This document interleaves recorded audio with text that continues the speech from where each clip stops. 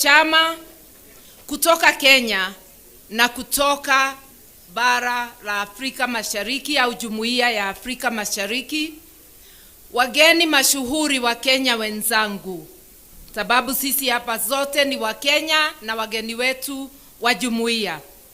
Asanteni sana kwa kufika siku ya leo. Bila nyinyi hatungekuwa na sherehe. Bila nyinyi hatungekuwa na uzinduzi. I do not take your presence for granted.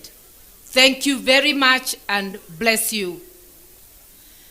I will shorten my speech because almost everything has been said. But today, I want to repeat, it's a historic day for the People's Liberation Party and for the country as a whole. When leaders gather as we have gathered here together, with a common purpose of uniting and liberating the country, it reminds us of the coalitions of yesteryears, especially 2002, when for the first time we had a change of government. We are now looking at a coalition that is going to unite and liberate this country. I'll begin by accepting the challenge given by my younger brother, Rigji, that I should unite, or rather be the convener of this group. And I'm going to say, subject to their consent. Yes, I am willing to do that. And I can see my twin brother here. He'll be at hand to help me do that. And I have had the willingness of all my brothers present, and also our East African brothers and sisters, about cooperation beyond the border. As People's Liberation Party, we are not just rebranding to have a new look. We are also renewing our commitment to the people of Kenya, our commitment to place your needs first, to fight, to unite and liberate Kenya, to stand with other leaders in order to accomplish this. The task ahead of us cannot be accomplished by one person or one political party. It's a task for all people of goodwill. You may wonder, how are we going to do this? I've expressed my wish to run for president. So has my twin brother. So has our young brother, who I should call my son, Murara Kebaso. Na kila mtu na wengine hapa wako na hizo nia. Na wengine watajitangaza baadaye. And everybody is worthy. Every dream is valid. Kila mtu aendeleze ndoto yake, lakini zote tukiweka Kenya mbele. Tukijua Kenya ndio ya muhimu kuliko mmoja wetu. That each one of us must subordinate their interests to the interests of the nation. And whoever gets selected as a candidate through a transparent method that we shall devise, we shall all queue behind that person. I may have said I don't want to be deputy. That doesn't mean I cannot support another candidate. I don't have to be in that ticket. But I will put my commitment 100% if I am not the candidate to deliver victory to Kenyans. We must liberate ourselves from economic oppression. And talking of economic oppression, the nation of Kenya, the state, has been hijacked by KK cartels and their allies. It is now serving the interests of the political elite within KK to the disadvantage of 50 million Kenyans. How can we start being sad na kubabaika that USAID, Trump has issued an executive order withdrawing monies that were supporting health and especially HIV and AIDS? I have checked what was the total budget of USAID. Last year, it was 471 million. That's $500 million.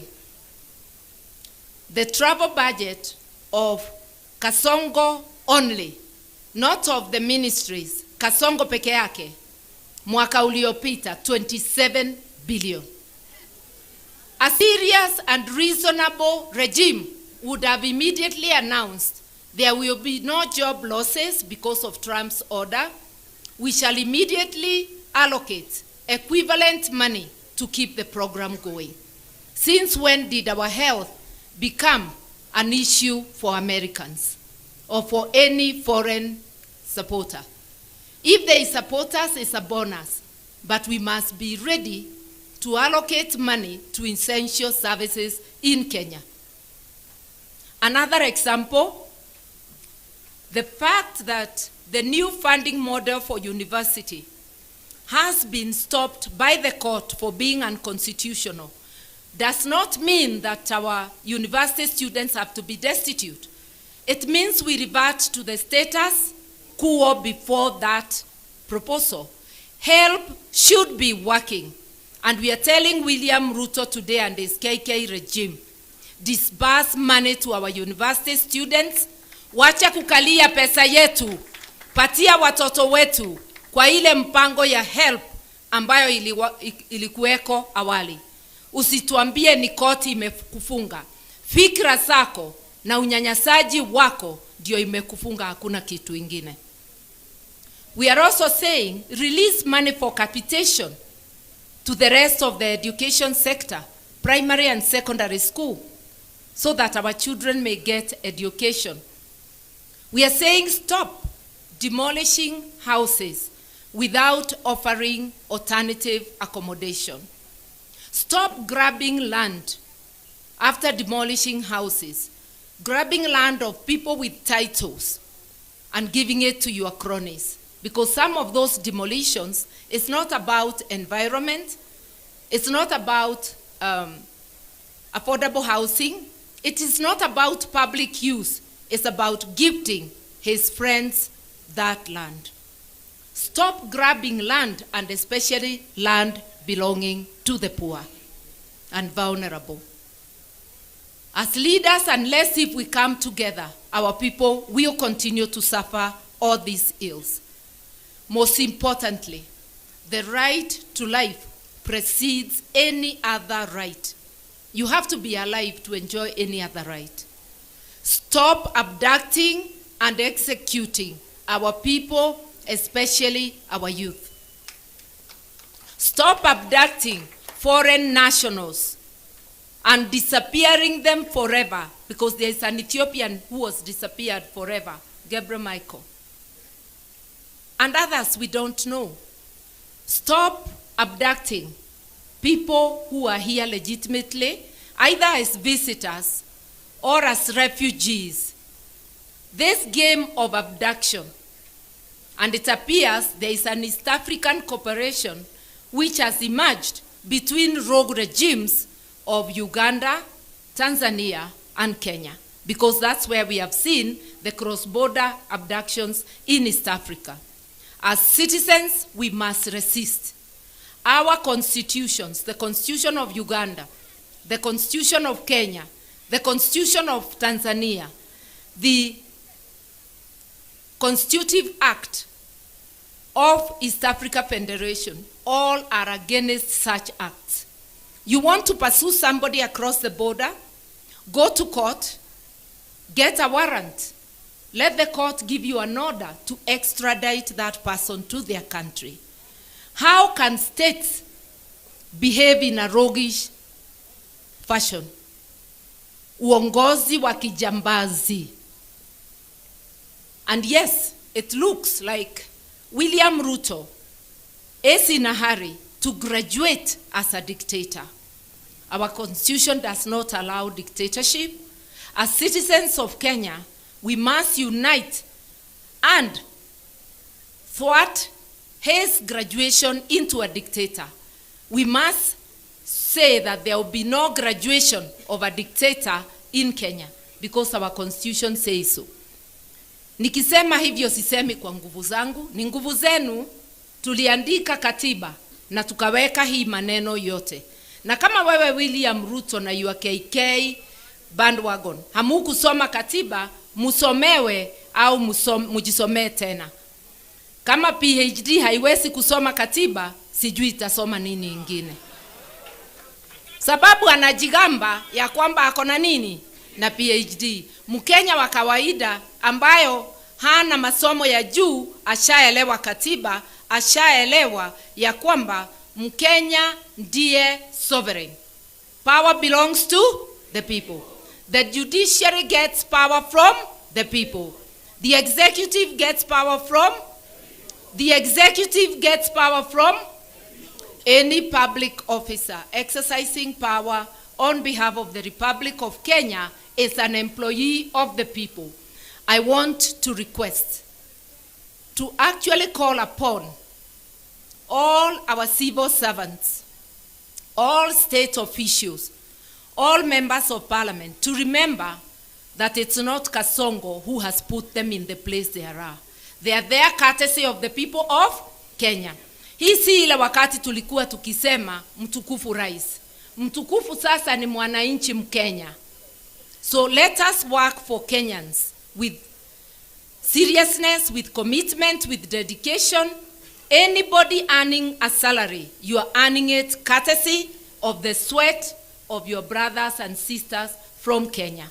If you don't work for them, you are stealing from them because you are receiving money for work not done. Nikienda kufupisha sana, mi nataka kusema, wale wanasema bona rangi inakaa kama ya mwingine. Haikai kama ya mwingine.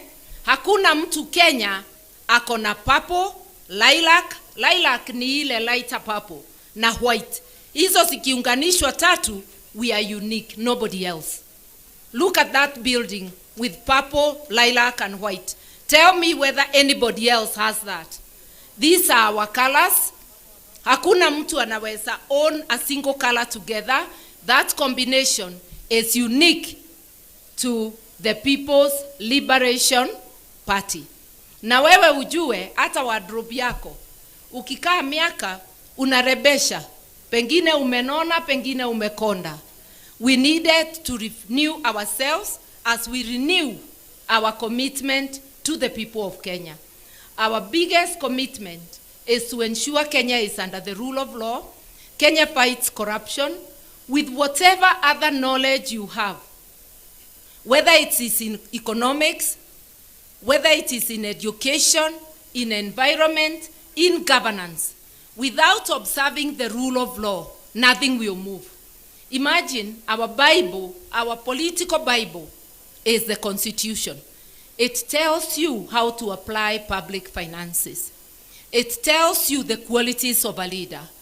It tells you how a leader should behave when they are in office. And office is not to be used for personal gain. It is to be used for the collective good of Kenyans. We are ready to do that. We are ready to be that party that will do that. But we cannot do it alone. We will stand with our brothers and sisters. Unity, the call for unity, is the foundation of the liberation movement. And our commitment today is to do just that. In order for Kenyans and every child to access quality health care, Ruto must go.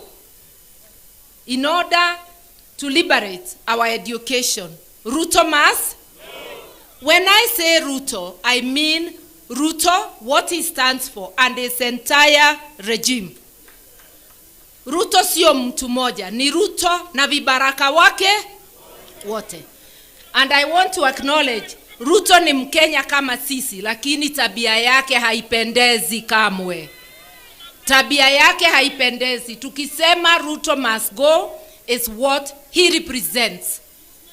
And because he is unable to preside over the affairs of Kenya, he must give way. And fellow Kenyans, it doesn't have to be 2027. It could be sooner. We commit to you that we are going to meet soonest, and we are going to move forward and give you the program of action. Are you ready? Yes. Are you ready? PLP? PLP?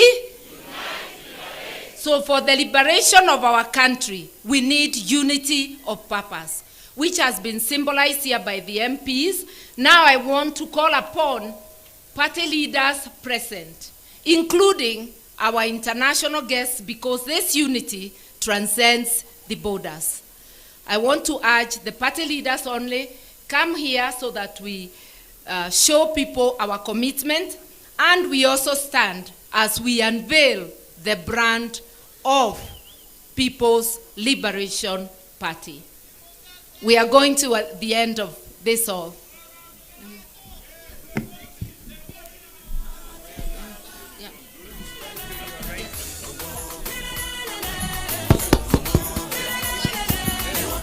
Haya basi, sote tutakuwa tumesalia, tumeketi.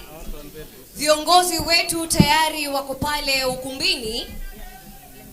Basi our party leader, PLP party, akiwa pamoja na the principals political party leaders, watakuwa wanatuongoza kwa hafla hii, ikiwa ni rasmi kuzindua chama hiki cha People Liberation Party. Party leader Her Excellency Mother Karua, akiwa pamoja na the second deputy president of the Republic of Kenya, Rigathi Gachagua, 10th vice president Stephen Kalonzo Musyoka, all the leaders, party leaders, tayari at the count of 3. Kidogo wangependa wangalie upande huu kwa sababu ya picha. Asante sana. Sasa kwa njia ya kuhesabu 3, 2, 1. It's official. The launch and the reveal of the People Liberation Party, PLP. Viongozi, nitaomba tutasonga mbele kidogo kwa sababu ya pyros ama konfeti ambazo zitakuwa zinapamba pale jukwani. Basi watu wa media, naomba tuwe taratibu ili sote tuweze kupata nafasi.